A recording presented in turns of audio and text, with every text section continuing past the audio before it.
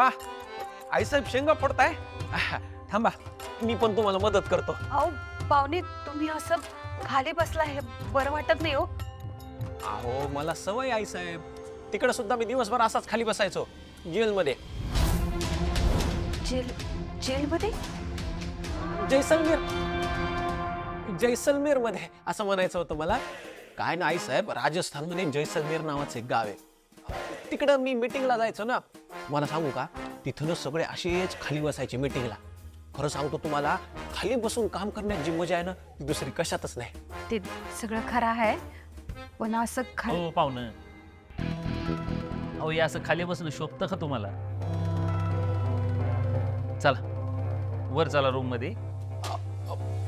अहो म्हणजे जरा आरामाला चाला म्हटलंय. अहो आराम काय, दिवसभर राहायचं की हो. जरा म्हणलं आईसाहेबांना मदत करावी कामात म्हणून बसलो.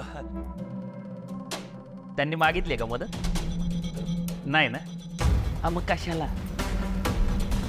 जा तुम्ही जरा आराम करा. अहो आईसाहेब नको. आराम काय असतो मला माहितीच नाही. मला न कामाशिवाय करमतच नाही, बिलकुल करमत नाही. असं म्हणताय? चला जरा वर कामाचं बोललो असतो. हा बस. कामाचं काय हो, काम तर नेहमीच असतं. मी एक काम करतो, मी ना जरा गावाचा फेरफटका मारून येतो. काय ना बरेच दिवस झाले गावात गेलो नाहीये. आलोच, येतो हा आईसाहेब. हा जर सुधारला नाही ना तर डॅडी माझं लग्न बिघडवतात. मला याचं काहीतरी केलंच पाहिजे. डॅडीने तुझ्यासाठी किती पण स्थळ बघून लग्न ठरवायचा प्रयत्न करू दे, मी ते होऊ द्याला. तुझ्या भावाने माझ्या बहिणीला पाळवलं, आता मी तुला पाळवलं.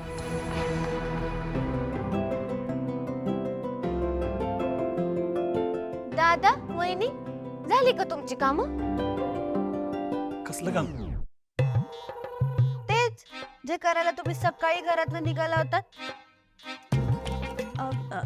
हा ते काम ते इथे ऍक्च्युली नाही झालं. बँकेचं मॅनेजर सुट्टीवर. हा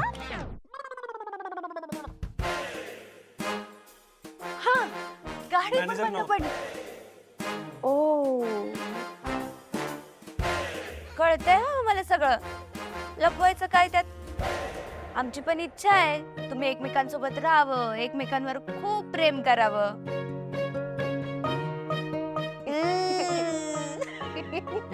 काय ग वहिनी? डॅडी.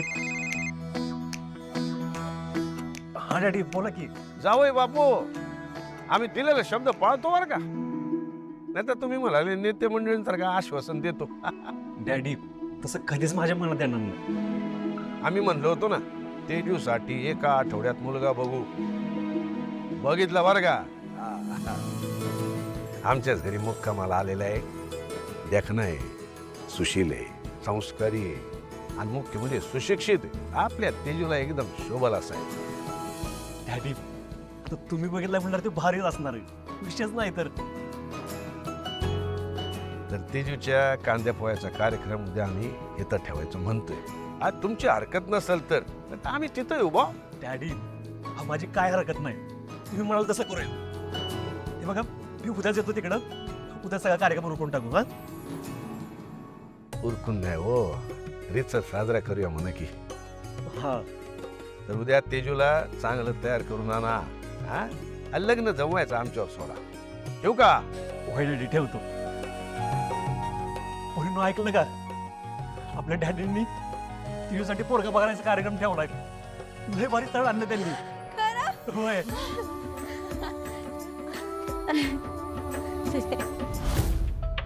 दादा यावेळी तरी सगळं ठीक होईल ना? खरं नाही होणार. यावेळी डॅडींनी पोरगा बघितलं म्हणून चांगला असणार आहे. त्याला तेजूला पसंत केली ना लगेच लग्नाचा पार उडवून देऊ. हा नको काळजी करू, सगळं चांगलं होणार आहे.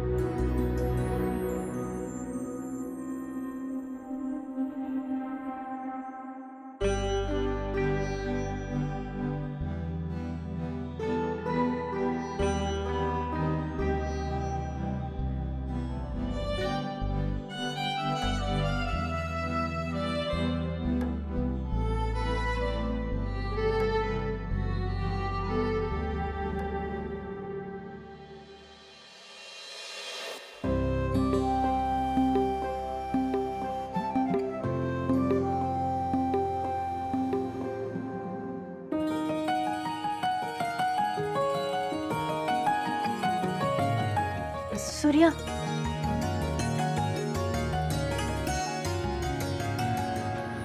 पदराला पिन लावून देशील?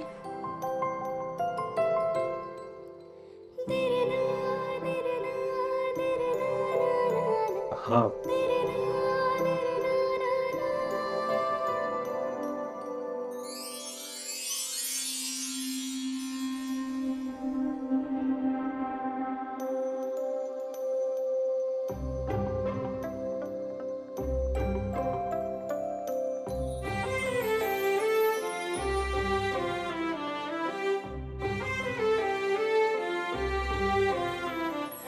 झुरते उडते तुझ्यासाठी मनही नकळते तुला आज रे.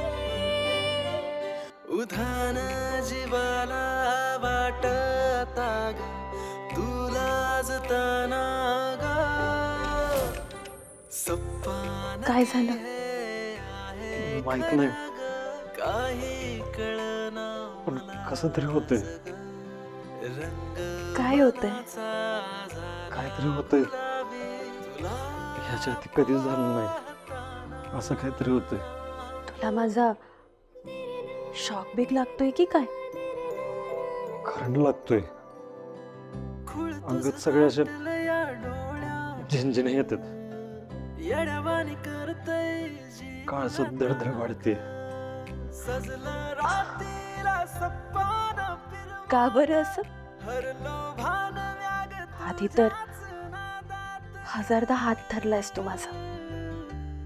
पण तेव्हा दोस्तीत होतो ना. आता प्रेमात आहे ना. की हे आहे खरं ग काही कळना मला खरंच? रंग मनाचा झाला गुलाबी तुला पाहताना.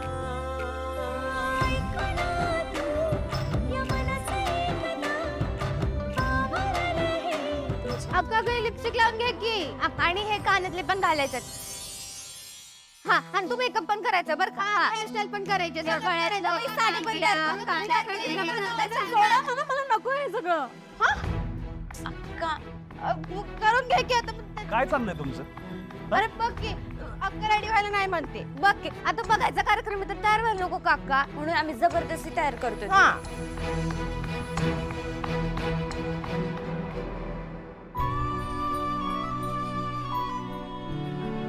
तेजू, आधीच्या बघण्याच्या कार्यक्रमात जे काय झालं त्याच्यामुळे नाराज आहेस ना तू?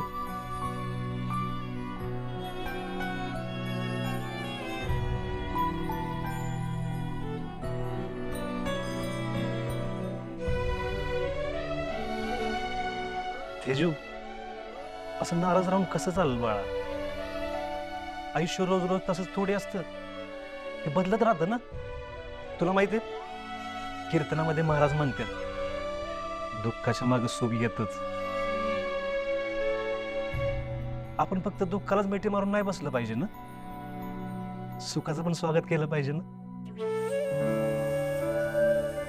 आणि मी सांगतो तुला, तुझ्या आयुष्यातलं दुःख आहे ना हे संपलंय आता.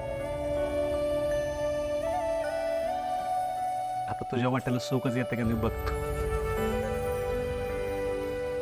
त्यामुळं हसत सुखाचं स्वागत कर, म्हणजे ते पण खुश होईल. आहे की नाही? तुम्हाला माहिती पोरींनो, आपली अक्का आहे ना हसल्यावर भारी दिसते. आहे का नाही? हो मग काय अक्का हस की. हस, बघितलं? भारी दिसते ना तू हसल्यावर. असंच हसत राहा. डॅडीने पोरगा बघितलं तुझ्यासाठी तेव्हा तू जगात भारी असणार. तेजू, नको काळजी करू. यावेळी तुझं लग्न नक्की जुळणार आहे. हस.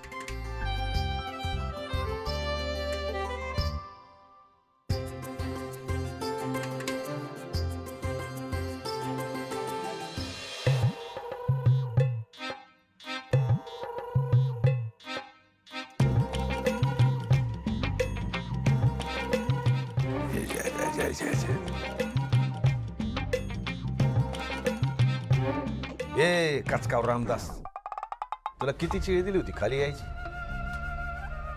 10 वाजून गेली, ही मंडळी तुला बघायला यायची आणि तू इथं खात बसलायस. अहो शेठ, मला असं किती वेळ लागणार आहे तयार व्हायला? तोंडावर पाणी मारलं की झाली माझी अंगवळ. एक काम करा तुम्ही, वा पुढं, मी लगेच येतो तयार होऊन. हा, नीट नीट तयार होऊन खाली यायचं, नीट वागायचं, नाही तर खाली आल्या आल्या तुझ्या पुढावर लागून हाकलून देईन तुला, कळलं का? चिरंजीव, काय करायचं ह्याचं? तुम्ही याला तयार करणार होतात ना? सगळं नीट समजून सांगितलं होतं याला. तुम्हाला शेवटचं सांगतोय चिरंजीव, याचं काय ते करा, नाही तर तेजू तुमच्या हातनं गेली म्हणून समजा.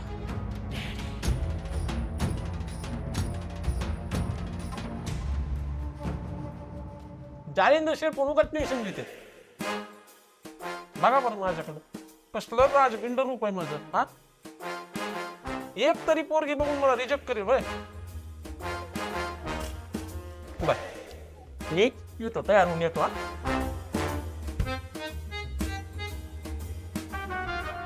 छत्री, याला सुधारवण्यासाठी ना आता एकच मार्ग आहे.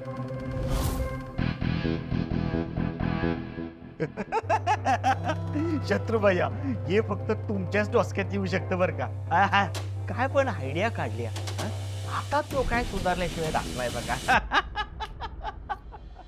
या या या या जावई बापू, या या या, सुखीला तुम्हा सगळ्यांचं स्वागत आहे आमच्या छोट्याशा घरात.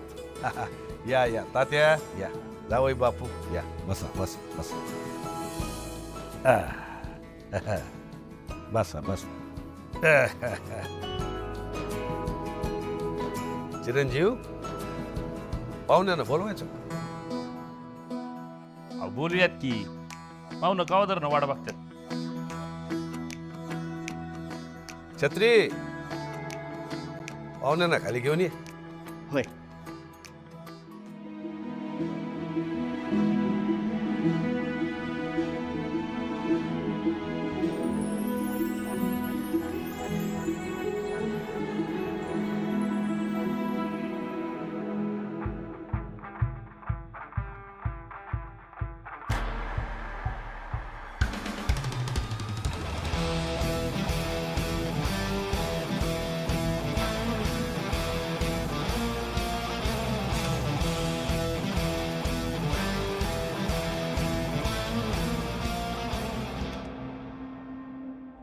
नमस्कार.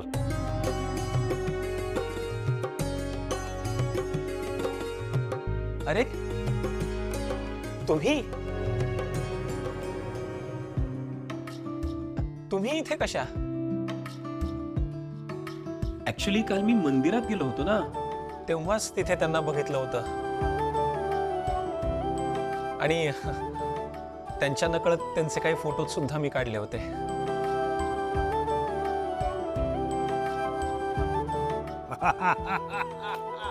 झालं का? म्हणजे बघा बघीचा कार्यक्रम झालेला आहे. आता काय राहिलं मग? आता फक्त पोहे खायचे काय? या या या, बस बस बस.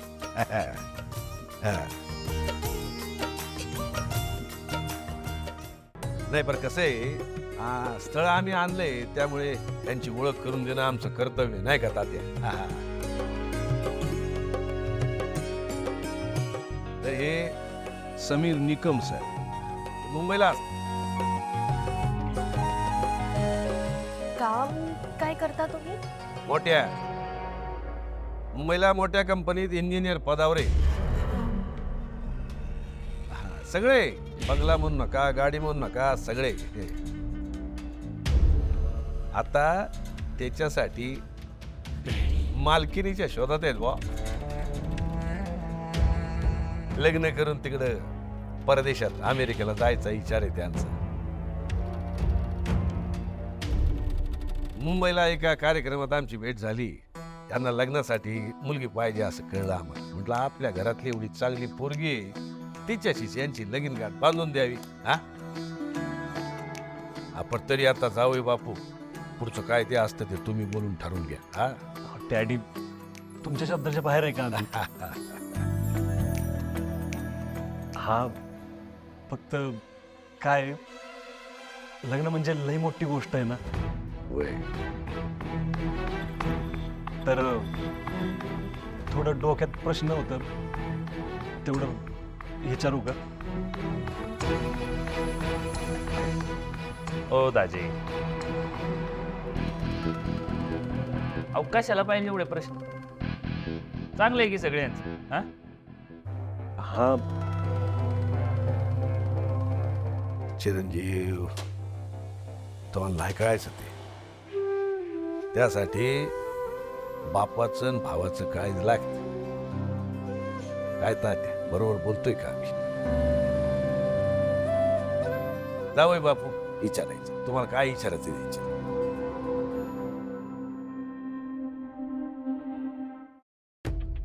तुम्हाला राग येणार नसेल तर एक विचारतो. तुम्हाला पगार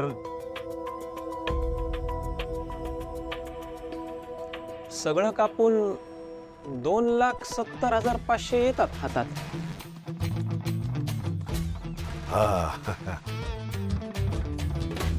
अहो ह्यो लय झाला.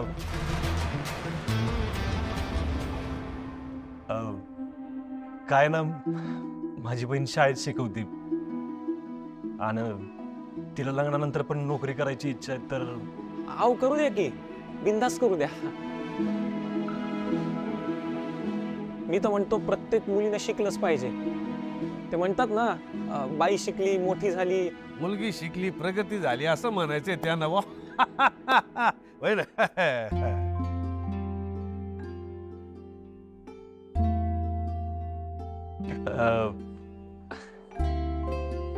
अजून एक विचारायचं होतं. म्हणजे पुढं मागं तुमचं पटलं नाही, तुमच्या इतकी हे कमवत नाही, हे सगळं बघून तुम्ही सोडणार तर नाही ना तिला? अहो नाही नाही, असं का म्हणताय तुम्ही? खरं सांगायचं तर या जगात माझं सख्खं असं कोणीच नाहीये. माझ्या लहानपणीच माझी आई गेली आणि त्यानंतर वडील सुद्धा गेले. मी अनाथ आहे. म्हणूनच मला आता अशी जोडीदार हवी आहे जी आयुष्यभर माझी साथ दे. ती पैशाने श्रीमंत नसली तरी चालेल बरं का, पण स्वभावाने चांगली हवी. कारण पैशापेक्षा माणसं जास्त महत्वाची आहेत माझ्यासाठी.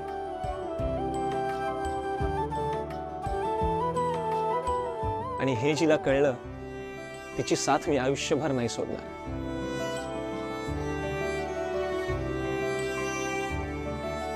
माझ्या आयुष्यात जी स्त्री येईल तीच माझी बहीण, आई आणि तीच माझी मैत्रीण असेल.